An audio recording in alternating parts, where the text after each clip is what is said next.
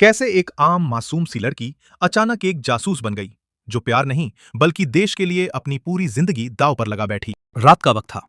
Hospital के कमरे में हल्की सी रोशनी थी। मशीनों की आवाज उस खामोशी को और भारी बना रही थी। बिस्तर पर एक आदमी लेटा था, कमजोर, लेकिन उसकी आंखों में अब भी एक अजीब सी मजबूती थी। उसके पास बैठी थी उसकी बेटी। उसकी उंगलियां अपने पिता का हाथ कसकर पकड़े हुए थीं, जैसे वो उन्हें जाने नहीं देना चाहती। पापा, आप ठीक हो जाओगे ना? उसकी आवाज हल्की सी कांप रही थी। पिता ने हल्की सी मुस्कान दी, लेकिन वो जानते थे वक्त बहुत कम है। उन्होंने धीरे से कहा, मुझे तुमसे एक बहुत जरूरी बात कहनी है। वो लड़की चुप हो गई। उसकी आंखों में डर साफ दिख रहा था। जो मैं करता था वो सिर्फ एक नौकरी नहीं थी। मैं देश के लिए काम करता था, एक एजेंट की तरह। लड़की के चेहरे पर हैरानी छा गई। और अब ये काम तुम्हें पूरा करना होगा। कुछ पल के लिए सब कुछ रुक सा गया। मैं? पापा, ये आप क्या कह रहे हो? मैं ये कैसे कर सकती हूँ? उसकी आवाज टूटने लगी। पिता ने उसका हाथ और कसकर पकड़ा। देश को तुम्हारी जरूरत है और मुझे तुम पर भरोसा है। उसकी आंखों से आंसू गिरने लगे, लेकिन उन आंसुओं के पीछे एक फैसला धीरे धीरे बन रहा था।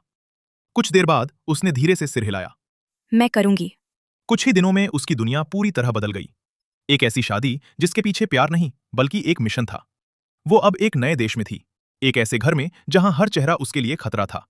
लेकिन उसके चेहरे पर एक मासूम मुस्कान थी। वो सबके साथ घुल मिल गई, एक परफेक्ट बहू बन गई।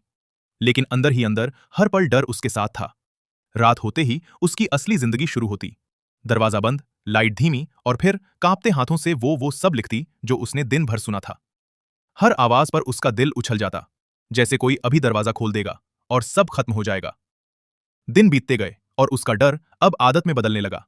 लेकिन फिर एक दिन उसने कुछ ऐसा सुन लिया जिसने उसकी सांसें रोक दी।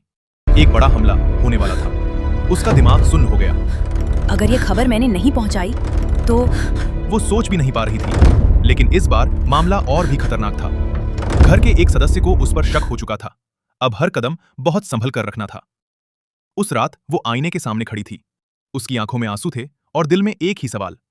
क्या मैं बच पाऊंगी? लेकिन अगले ही पल उसने खुद को संभाला। नहीं, मुझे ये करना ही होगा। वो धीरे धीरे कमरे से बाहर निकली।